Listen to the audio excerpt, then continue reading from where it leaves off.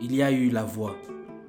Une voix qui pendant des millénaires a façonné des mondes entiers, bâti des empires, transmis des savoirs et scruté l'âme des civilisations entières. Oublions l'idée que l'oralité n'était qu'une étape primitive avant l'écriture.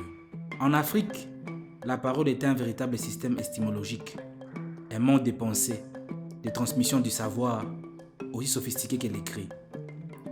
C'était une école de vie, un tribunal, une bibliothèque, tout à la fois. On n'écrivait pas sur le papier, mais dans les esprits et les cœurs. Bonjour à vous, amoureux de mots, passionnés d'histoire et bienvenue dans ce premier épisode de plongée dans les racines de la littérature orale africaine, ici sur From Voice to Word. Aujourd'hui, nous allons remonter les temps, bien avant l'encre et le papier, pour explorer l'extraordinaire richesse de la littérature orale africaine, ces berceaux, des récits qui a façonné des civilisations entières. La littérature orale africaine était d'une diversité incroyable, bien au-delà des simples contes. Il y avait les mythes, ces récits fondateurs qui expliquaient l'origine du monde, des hommes, des divinités.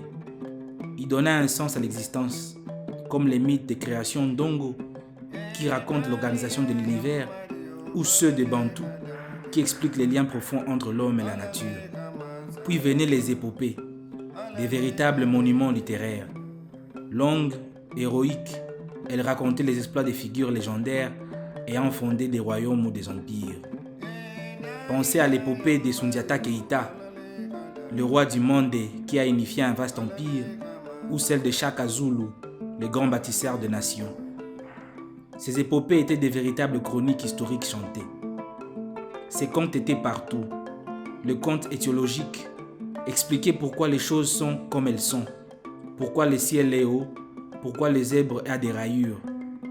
Le conte moraux enseignait la sagesse et la prudence.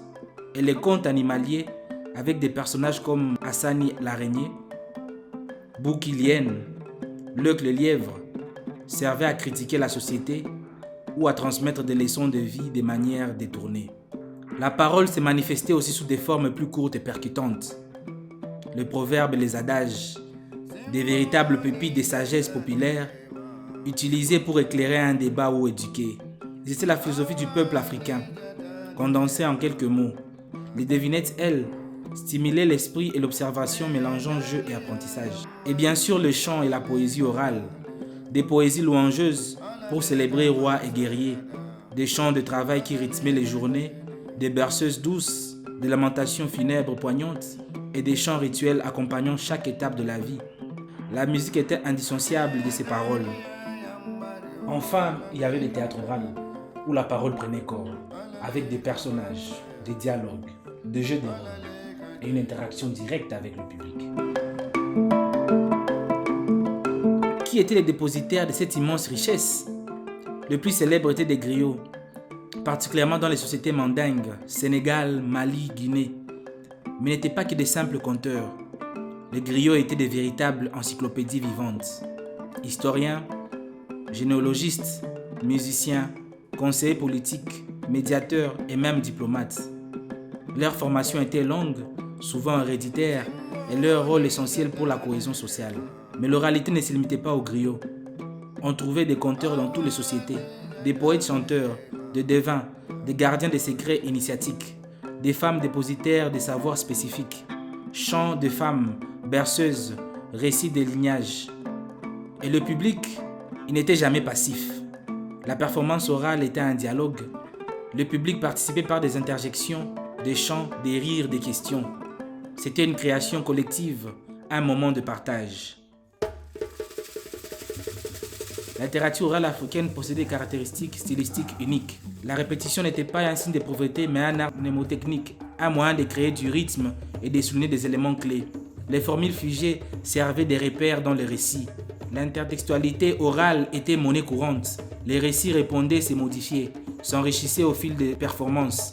Une histoire pouvait être racontée différemment selon le conteur, le lieu et le moment. La performance était aussi importante que le contenu. Le corps de l'orateur, le ton de sa voix, ses expressions faciales, ses gestes, l'utilisation d'instruments de musique ou de masques, tout contribuait à la signification et à l'impact du récit. Une parole non incarnée n'avait pas le même poids. Chaque performance était une création unique. Bien que les trames narratives soient connues, l'orateur avait une grande liberté d'improvisation. Il adaptait les récits à son public, au contexte, à son aspiration du moment. C'était une création continue et dynamique. Enfin, cette littérature était profondément enracinée dans les symbolismes et l'allégorie. Chaque animal, chaque objet, chaque situation pouvait porter une signification cachée, un sens profond qui exigeait une connaissance intime de la culture pour être pleinement compris. La fixation de l'oralité par l'écriture fut un défi. Des pionniers comme Amadou Apateba, qui affirmaient qu'en Afrique, un vieillard qui meurt, c'est une bibliothèque qui brûle, ont dédié leur vie à la collecte de ces récits, comme Djibril Tamsir Niane, qui a transcrit l'épopée de Sundiata. Cette transition de l'oral à l'écrit n'a pas été une rupture, mais une transmutation. Aujourd'hui encore, malgré la mondialisation et l'ère numérique, l'oralité africaine est bien vivante.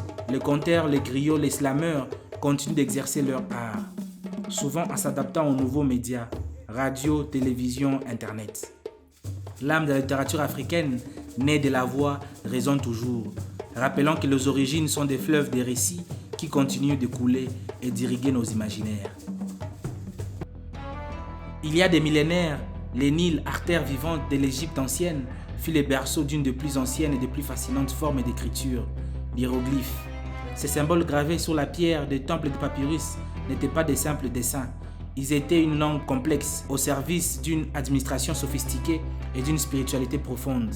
Les hiéroglyphes permettaient de codifier les lois divines, les exploits des pharaons et les rituels funéraires, donnant ainsi naissance aux textes religieux fondamentaux comme les livres de mort qui guidaient l'esprit dans l'au-delà. C'était une histoire sacrée, un lien direct entre le monde des hommes et celui des dieux. Plus au sud, en amont du Nil, un puissant royaume de Couche, situé au sud de l'Égypte actuelle, dont le Soudan moderne, développa sa propre écriture, les méroïtiques, à partir du 3e siècle avant Jésus-Christ. C'était une évolution des hiéroglyphes égyptiens et de l'écriture démotique, mais elle était adaptée aux besoins de la langue méroïtique et reflétait l'identité culturelle couchiste. Ce système d'écriture illustre parfaitement l'ingéniosité africaine, car cette écriture démontre une capacité à adapter et à innover à partir d'influences extérieures pour créer un système unique. Bien que l'alphabet méroïtique ait été déchiffré, les chercheurs ont réussi à identifier les sons qui représentent les caractères méroïtiques. La langue méroïtique elle-même est encore largement incomprise, ce qui rend la traduction des textes très difficile. Une immense majorité de ces textes écrits sur le monument, les stèles funéraires et les ostracas, fragments de poterie inscrits, n'ont pas encore livré leurs secrets de sens encore aujourd'hui. On peut donc lire phonétiquement les textes, mais le sens de mots et la grammaire de la langue méroïtique restent en grande partie inconnus. C'est en effet l'un des grands défis de l'archéologie et de la linguistique africaine. Cependant, nous savons que les méroïtiques étaient utilisés pour des inscriptions royales, commémorant les pharaons couchistes, les dédicaces, offrandes aux dieux ou défunts, les textes funéraires guidant le mort dans l'au-delà ou les identifiant. Ce sont effectivement les principaux types de textes méroïtiques trouvés. Cela prouve une culture écrite, avancée et organisée, mais aussi une affirmation des souverainetés et l'identité culturelle à travers l'écriture, démontrant la richesse et la diversité des civilisations de la vallée du Nil. Lorsqu'on parle de première littérature africaine, l'Éthiopie se dresse comme un véritable phare. Ces pays, souvent désignés comme les berceaux de premières civilisations chrétiennes africaines, furent un centre majeur de préservation et de production écrite. L'adoption du christianisme au IVe siècle de notre ère en a été un puissant catalyseur. L'Éthiopie fut l'un des premiers États du monde à faire du christianisme sa religion d'État, probablement dès les années 330, précédant même l'Empire romain qui ne l'adopta officiellement qu'en 380 avec l'édit de Thessalonique, bien avant d'autres nations européennes telles que la Bulgarie au IXe siècle ou la Hongrie au Xe siècle, pour ne citer qu'elle. Cette adoption religieuse ne s'est pas limitée à la sphère spirituelle. Elle a été un puissant moteur de développement culturel et linguistique. Elle a notamment catalysé l'essor de l'écriture gaise, issue de l'alphabet sud-arabique, mais adaptée aux spécificités phonétiques de langues locales. Le geuse, langue éthio-sémique, aujourd'hui liturgique, a ainsi devenu l'un des véhicules essentiels de la transmission du savoir religieux et culturel.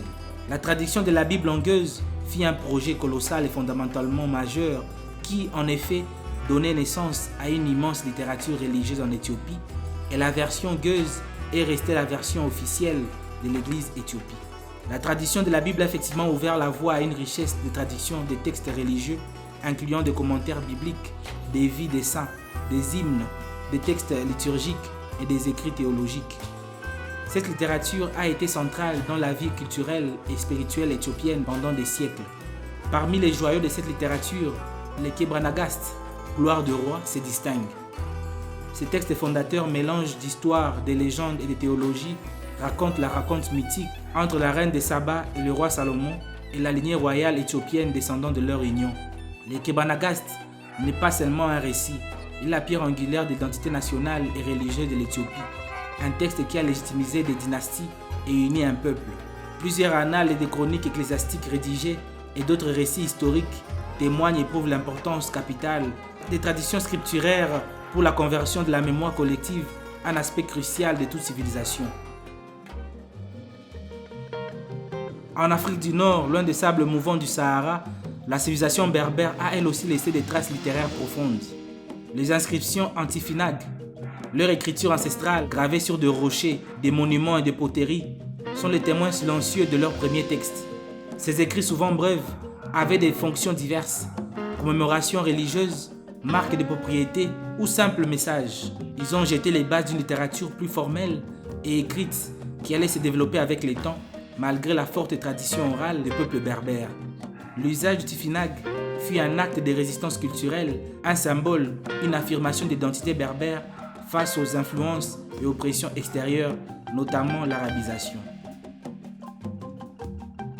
Il est crucial de comprendre que l'avènement de l'écriture en Afrique n'a pas signifié la disparition de la tradition orale. Au contraire, ces deux modes d'expression ont coexisté et se sont enrichis mutuellement. Les épopées orales, les contes, les proverbes et les chants, transmis de génération en génération par les griots et les conteurs, constituaient une bibliothèque vivante. Lorsque l'écriture est apparue, elle a parfois servi à fixer ces récits, à leur donner une nouvelle forme et de pérennité. Les textes écrits à leur tour ont pu être lus, interprétés et même adaptés pour être transmis oralement. Il ne s'agit pas d'un remplacement, mais d'une symbiose fertile où la richesse de la performance orale rencontrait la permanence de la plume. Cette interaction a permis de transporter des savoirs ancestraux, des récits fondateurs, comme les mythes des créations ou les histoires des héros, dans des formes écrites. Parfois, cette transposition a entraîné des adaptations, des réinterprétations, influencées par le nouveau médium et son contexte. Mais toujours, l'écrit venait compléter et non effacer la puissance du verbe parlé. En somme, les origines de la littérature africaine sont aussi diverses et profondes que le continent lui-même. De la sophistication des hiéroglyphes égyptiens aux inscriptions méroïtiques, des manuscrits enluminés d'Éthiopie, aux gravures tifinag de Berbère, chaque système d'écriture est un témoignage de la créativité et de l'ingéniosité africaine. Ces premiers écrits n'étaient pas des simples outils de communication, ils étaient des vecteurs de pouvoir, de mémoire, d'identité. Ils servaient à légitimiser les dynasties, à consolider les systèmes religieux, à organiser les sociétés et à préserver les récits fondateurs. Ils étaient accessibles aux élites, scribes, prêtres, érudits, qui en maîtrisant les arcanes, mais leur influence s'y propageait bien au-delà, structurant les pensées et les actions des communautés entières. En étudiant ces genèses, nous ne faisons pas que remonter les temps. Nous découvrons les fondations d'une littérature africaine vibrante qui continue aujourd'hui de puiser dans la richesse de son passé oral et écrit. C'est une histoire de résilience, d'innovation et d'une profonde compréhension des puissances de mots, qu'ils soient murmurés, chantés ou tracés pour l'éternité. J'espère que cette exploration des origines de la littérature africaine, de l'oralité à la transition vers l'écriture, vous a éclairé et passionné. Comprendre ses racines, c'est se doter d'une perspective inestimable pour appréhender toute la splendeur et la complexité d'une littérature qui continue de résonner du passé aux voix contemporaines du continent. C'était Lanx Bigos sur From Voice to Words. On se retrouve très vite pour un prochain épisode de plonger dans les racines de la littérature africaine. D'ici là, prenez soin de vous.